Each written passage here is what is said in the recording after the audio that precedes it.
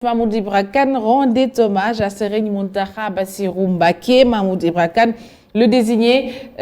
homme de l'année. Mahmoud Ibra Kane lui-même reçu par le khalife général des Mourides ce jeudi 8 avril 2021 à Touba dans le cadre d'une visite de courtoisie au khalife général des Mourides Serigne Mountakha Bassirou Mbacké. Sur ce plateau avec nous, Mamadou Ndiaye, directeur de la communication du groupe E-Media. Bonjour Monsieur Ndiaye. Bonjour Aïssata, plaisir de vous retrouver. Vous allez bien? Et je vais très bien, machallah. Très bien. Alors, M. Ndiaye, pouvez-vous nous faire l'économie de cette visite au khalife général des Mourides?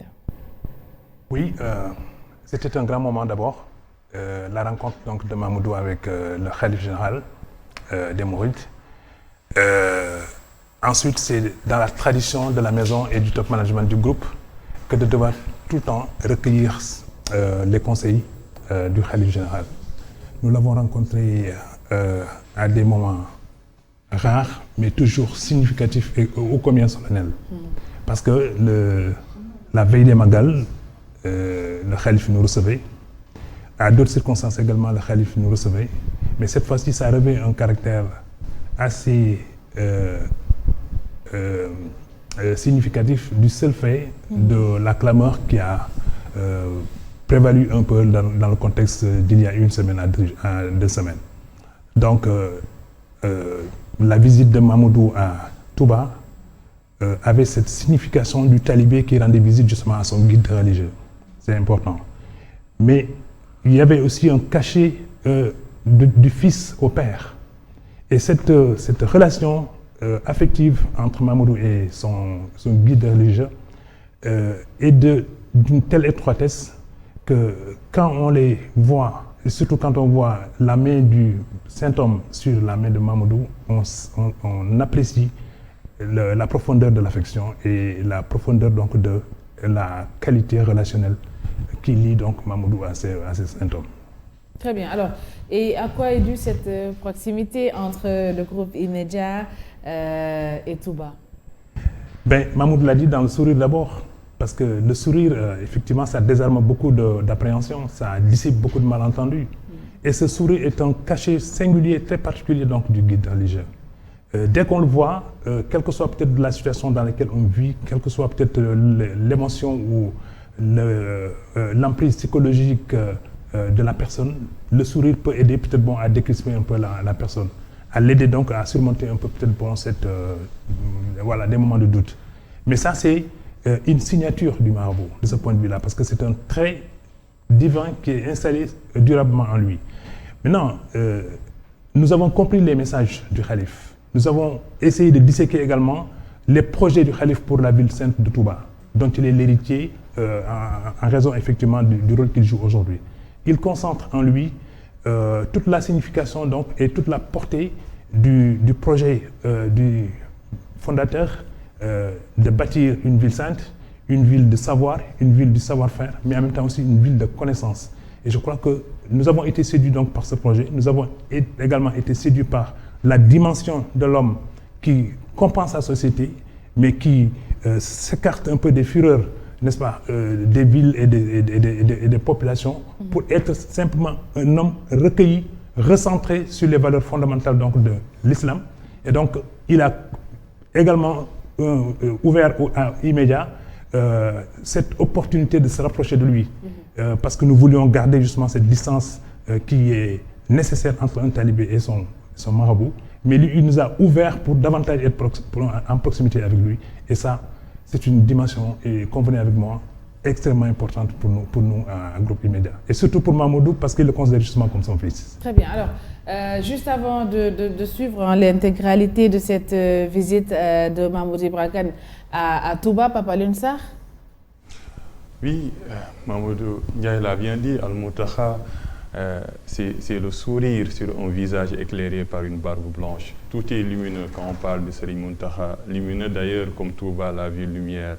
Et il faut rendre à Serigne Mountakha ce qui appartient à Serigne Mountakha. Et on remercie Mahmoudou de ressasser cette chronique qui rend hommage à un homme saint,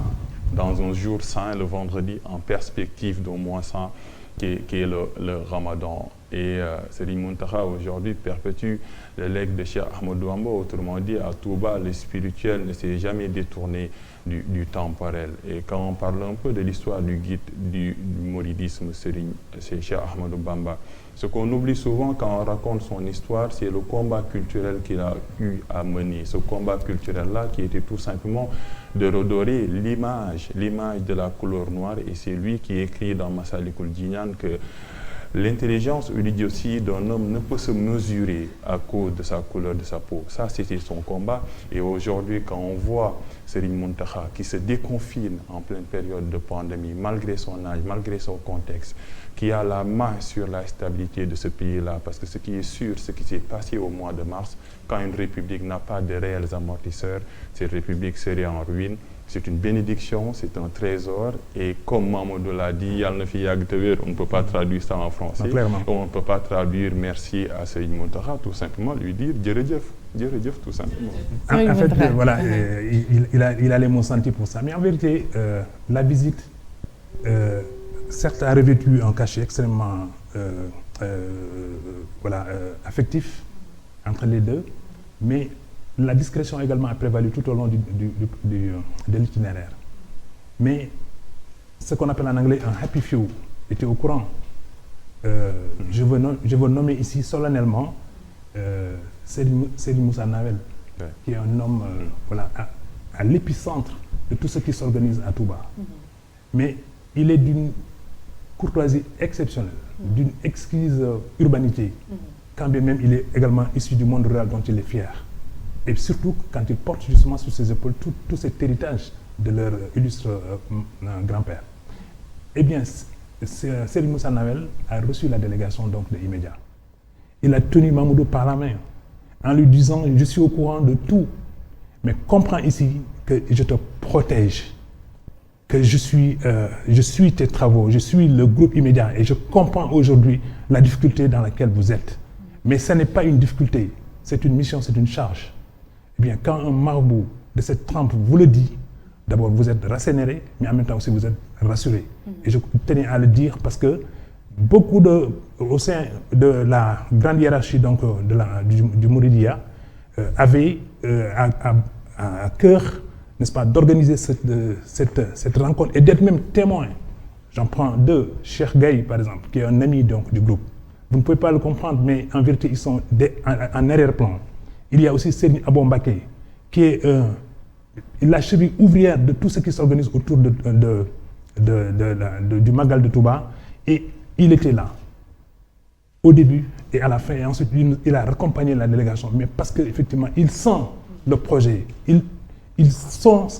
d'accord avec le projet parce qu'ils considèrent que nous tuons dans l'œuf les rumeurs, que nous tuons dans l'œuf le travail imparfait. Nous tuons dans l'œuf également tout ce qui s'active alors qu'en vérité, il n'y a rien de profondeur en eux. Et je pense que quand ils disent, nous soutenons ceux qui disent la vérité, nous soutenons ceux qui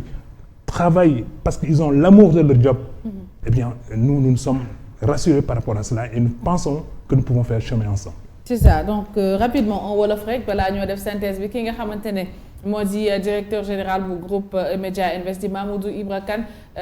Serigne Mountakha Bassirou daan na koy dalal foofulee ca Touba suñu ndaw foofu ca Touba Gora Ndaklo moo ñu defal synthèse bi daje Mamoudou Ibra Kane ak Serigne Mountakha Bassirou Mbacké di khalife général des Mourides. Il y a le du président directeur général du groupe Media Invest qui avait suscité un tollé. Mamoudou Ibra Kane a été reçu en premier par le Serigne Moussa Mbacké Nawel à Diourbel, puis par le patriarche de Darou Minam à Touba. Ce dernier a encore montré son affection et son attachement envers le PDG du groupe Media Invest.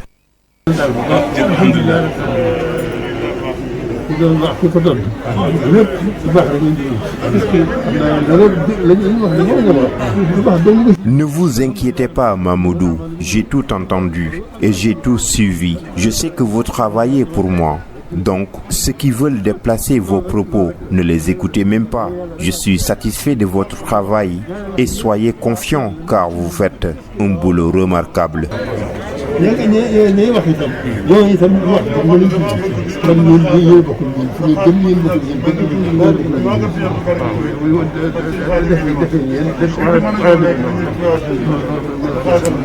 Une occasion pour le PDG du groupe E-Média de réitérer à son tour son engagement à servir davantage la communauté mouride. Il nous a reçus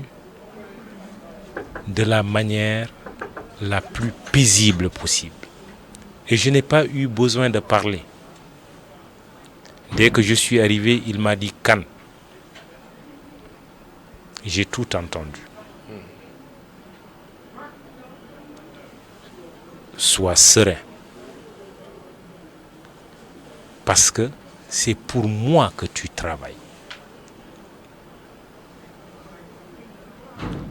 Donc quand Serigne Mountakha yàlla na fi yàgg te wér, parce qu'on ne peut pas le traduire en français, comme on dit, qui traduit trahit. Quand quelqu'un de sa dimension vous dit ça, évidemment vous n'avez plus besoin de parler, parce qu'il a tout compris. Il m'a dit j'ai tout entendu, j'ai tout compris. Restez serein, continuez votre travail. Par une forte délégation dirigée par Serigne Abo Mbacké, Touba a encore réservé un accueil chaleureux au PDG du groupe E-Média Invest.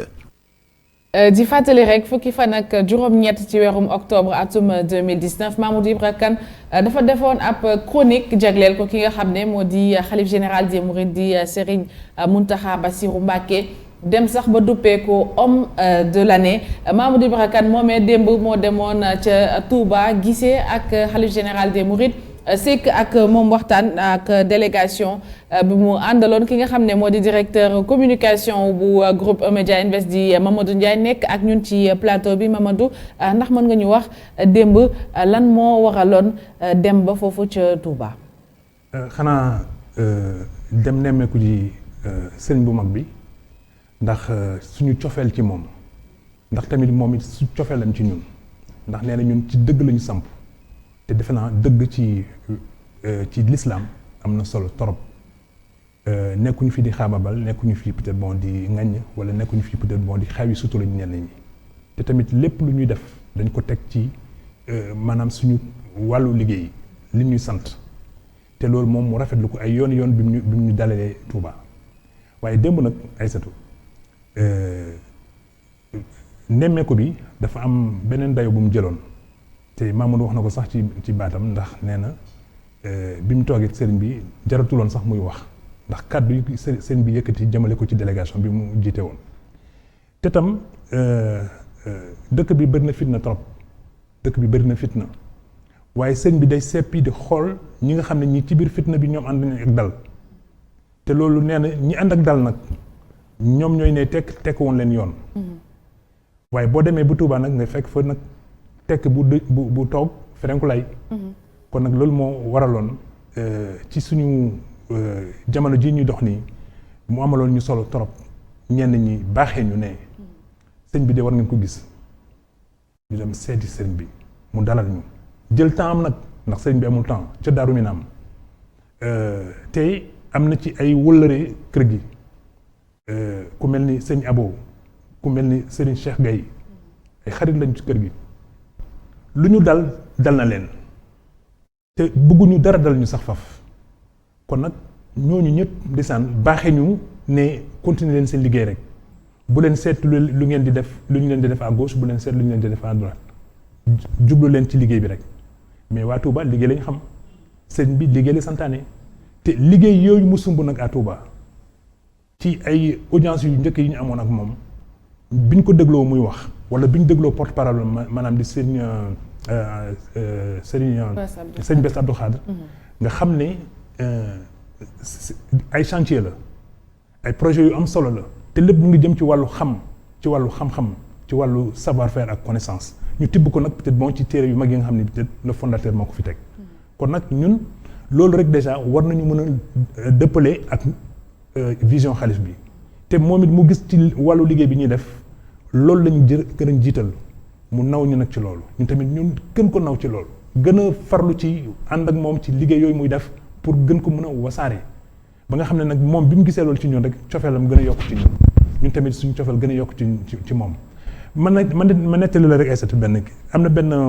benn période ma demoon fii ak Mamadou Touba xëy na sax njortuñu woon ne ndagam xalif bi noonu la ñàkkee jot pour li mun a recevoir ñenn ñu ne ñun daal xëy na nañu yem rek ci gis ñi nga xam ne ñi ñoo ko dar mais sëriñ bi dégg ne Mamadou mu ngi ci Touba ba pare mu dégg mu ngi ci jumaa ji xam nga dafa am fenn fi nga xam ne fii ñoom foofu lañu leen béralee foofu ñuy jullee moom sëriñ bi bu ñëwee ànd ak maanaam ay ganam yu tedd yi man ak Mamadou ci sàppe bi ñu nekkoon benn ndaw ñëw nee ñu Mamadou sëñ bi nee na nga ñëw ci ginnaawam mu ne ñokket dem nekk fa te foofu ku fa dugg rek sëriñ bi xam na ki fa dugg ku fa toog rek sëriñ bi xam ne lii sa toogin foofu kon nag ñun ñu war ci sant yàlla ma xam ne nag donc coow li amoon fii temps yi yëpp ñàkk xam moo waraloon loolu waaye ku xam peut-être ñun li ñuy jublu ak li ñuy liggéey waroo woon sax yëkkati coow ba yëkkati fitna kon nag li sëriñ bi wax Mamadou ba ne ko xam naa lépp yëg naa lépp loolu jarul sax nit di ci tegaat beneen baat pour wane ne ndeysaan que ñun ànd nañu ak sëriñ bi ci wàllu liggéey boobu muy doxal mais dafa am tamit beneen kilifa bi nga xam ne peut-être bon jëmmam yàlla yokk na ci leer muy sëñ Moussa Nawel nga xam ne moom it li xew fii ci Ndakaaru li xew ci ñun yéen xale yi kon nag yéen ñëpp peut-être bon sas nañ leen ngeen war a liggéey ngeen war a gëm liggéey bu leen topp coow li am ci réseaux sociaux yi wala peut-être bon ci yenn ëttu xibaar yi nga xam ne peut-être bon sax dëppoowuñu ak ni liggéey bi war a doxee ngeen war a xam ne peut-être bon dëkk bi bu nekkee ci fitna na nit ñi dal te tey waa Touba nag comme ni ma ko waxee dañoo tey dal ba nga xam ne fu ñu gis ku mel ni ñoom ñu xëcc la ñoddi la teg la seen wet kon nag ñu ngi sant sëñ Moussa Nawel tax yenn yi aussi moom moo koy yombal ak Serigne Abo ak Serigne Cheikh ñi nga xam ne ñoom ñëpp tàkk nañ ci dox ci ba suñu groupe bi saa yu ñu demee ba peut-être nam ne xëy na jaaxle mu ñuy bëgg a dal ñoom ñoo ñu ne déedéet yoon bi noonu la mësa nel ndax Sëñ Tuubaa tamit yoonam musul yomb dafa jafe mais waaye nag da doon xàlle yoon bi te aussi yaatu na. Très bien laata may jox Papa Alioune Sarr kàddu gi lan mooy diggante groupe bi ak li nga xamante ne moo di Touba. gis nga xëy na loolu peut-être sax benn ëttu tooga waxtaan rek du ci xej pour ñu wax lépp mais li may mën a firndeel rek mooy que ñoom de gis nañ ne ñun du ñu xaabaabal du ñu ŋàññi sutura kenn tam te tamit du ñu wax li nga xam ne li peut-être njëriñu Sénégal nekku ci kon nag sëriñ bi muy toogee ak ñi ko wër dañuy ne xale yi de nañ leen jàppale ci li ñuy def ndax li ñuy def am na solo torop ndax kuy yeete kuy dalal kuy nëppal fitna kuy yaatal xam-xam kooku war nañ ko sopp war nañ ko naw war nañ ko mën a jàppale tamit moo tax saa yu ñu demee Touba te ñu yëg na ñëw nañu Touba dañuy yaatalal dañuy teral dañuy dañuy jox gëdd bi nga xam ne bon xëy na médias yu bari amuñ ko te loolu moo ñu gën a neex gis nga sëñ Bass Abdou Khadre mos nañu recevoir benn ngoon mën nañu te mu wax quoi haute et intelligible voix parce que assistance bi dafa bëri woon mu ne ñii de bokkuñu ci ñiy wax te li ñuy wax leeru leen sama yaram daw parce que maa ngi woon à sa gauche mu ne ñii bokkuñ ci loolu te tamit bu ñu déggee dara coow li ne kur balaa ñoom ñu ci bind wala ba ci xaatim dinañu def li ñuy wax vérification moom sëñ Bass mooy wax de mu ne dañuy def vérification kon ku ñu mel noonu wala ñu yore kër gu ñu mel bu ñu ñëwee fii dañ leen di yaatalal dalal leen loolu la def moom sëñ Bass donc bi ñu gisee xam ne sëñ bi lii la wax ci ñun bi ñuy génn sax mais aide d'honneur la ñu defal ndax jëmm ji wane na cofeelam PTM ci liggéey bi nga xam ne dafa war a dëppoo ak dëgg ba war pare wàññi fitna ci dëkk bi nañu jox nit ñi xam-xam opinion bi nañ leen jox li leen di jëriñ ñu wàññi peut-être bon mariirandoo yi parce que loolu mooy yàq dëkk bi ku nekk day ne dégg naa te ku nekk peut-être bon aussi boo déggee ba pare yow tamit ki nga koy jottali moom it beneen dégg la ci am ainsi de suite yi fii di dem ba finalement information dootul am information dafa am fi ñu ko war a mën a tibbee dafa am ni ñu ko war a mën a saytoo te tamit bu ñu ko saytoo ba pare yow Aïssatou journaliste nga Pape Alioune journaliste la xam ngeen ne balaa ngeen di taxaw ci wetu télévision bi di wax yenn yi saytu ngeen lépp ba nga xam ne peut-être bon fi ngeen toog diju ngeen information bi ngeen di joxe tamit daju na feranku laay alors Papa Alioune Sarr bu dee am nga ay kàddu yoo si bëgg a sànni. kàddu mbégte rek te mbégte bi xam nga ni sax mooy lu ko sëñ Mountakha di waxee parce que tey suñu gisee image yi Serigne Mountakha su tegee loxoom si Mamadou mooy teg na ko suñu ñëpp suñu waxee ni li man ngeen di liggéeyal mooy ñun ñëpp tey maanaam sas boo xam ne si bu am solo parce que Mamadou suñu image la su fi tegee rek mooy teg na ko personnel bu nekk ñëpp ci kër gi si suuf ba ci kaw même sax ñuy déglu wala ñuy sopp Serigne Mountakha nag suñu sag la parce que man mënuma sax wax ci moom parce que dama ko bëgg lool dama ko sopp lool sax waaye tey jii daal dañoo am fierté am courage lu naan courage ku demee ba sëñ Mountakha wax ni man ngeen di liggéey loolu courage la sant la daal lenn rek lañ koy def mooy ñaanal ko ndaxte suñu kii la daal gis nga ma baal ma yokk ci xam nga nee nga sànq éditorial bi 18 octobre la woon 2019 xam nga ku wax loolu ci sëriñ bi yéena ñu bëri ci sëriñ bi nu mu mel xëy na sax du ñàkk sax am na ñi nga xam ne jege nañu sëriñ bi mais gisuñu sourire bi journaliste moo mel noonu journaliste doit être un fin observateur da ngay xool yi nga xam ne peut-être boo ko tibbee ci nit ki boo koy jox askan bi dinañ mën a jëriñoo kon gis nga ree bu neex dafay wàññi tooke ree bu neex day tax nit ki mën la jege te day dalal xel te bu demee tamit loolu lay yóbbaale buy dem tamit loolu lay yóbbaale ba keroog muy ñëwaat ci yow tamit ree bu neex boobu dina des ci xelam kon nag nga xam ne peut-être li ñu bind octobre 2019 amal na solo ki ko bind amal na solo ñi koy déglu amal na solo ñi nga xam ne aussi dañoo féete ci taarix boobu ba nga xam ne leneen li ñu ci waxaat di ne wéy bëgguñu diw wala defuñu diw wala sàngam ak sàngam xam nga ñooñu dégluñu éditorial bi ak chronique bi plutôt dégluwuñu ko mais suñ ko déglu woon yenn baat yi ñu yëkkati ci semaines yi passé duñ ko yëkkati parce que nekkuñu dans la recherche de la vérité nekkuñu tamit ci di ne am nañu fond culturel bu leen di permettre di ne man de balaa may wax lii xaaral ma dem seeti la borom waxoon en octobre kon soo demoon seeti li borom waxoon en octobre rek di nga weddi sa bopp sax nii ci jëf ji nga naroon def te jëf ju ñaaw la kon nag bu sëriñ bi dee ba ne man de xam naa lépp dégg naa lépp te gis naa lépp waaye li ngeen di def ànd naa ci parce que man ngeen di liggéeyal li comme Pape Alioune waxee kon loolu par exemple sotti na en tout cas jàngale bi mooy